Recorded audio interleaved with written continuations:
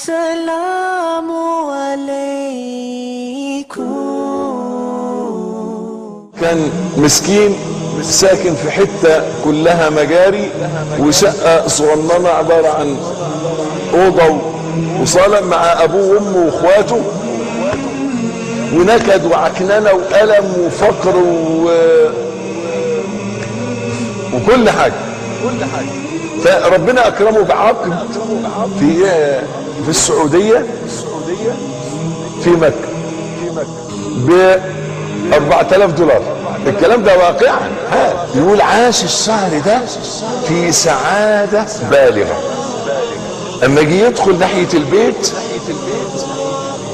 ويلاقي المجاري مغرقة الشارع وحاطين طوب بينط عليه، يقول انط على الطوب وانا مبتسم، قول كلها شهر وسافر وتبقى الدنيا كلها نظافة وابقى راكب عربية.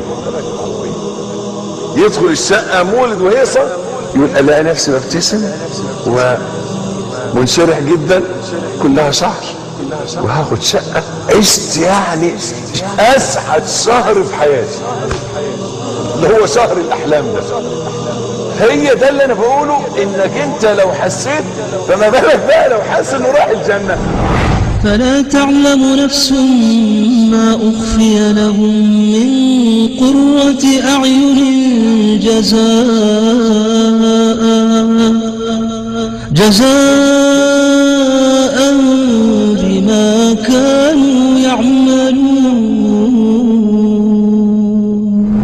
العمر كله هو الشهر ده. يعني لما الاقي حد بيبين لي عاكلني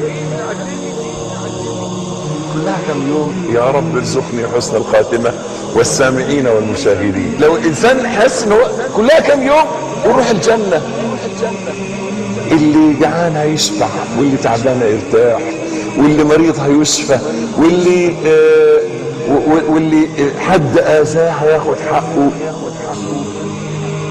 تفيض عليك احساسك ان في اخرة، تجعل الانسان نوع من انواع السلام الداخلي.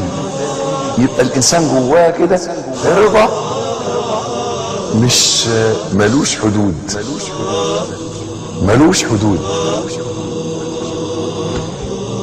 عشان كده الرسول صلى الله عليه وسلم ركز عشان كده على تعميق اليقين بالاخره.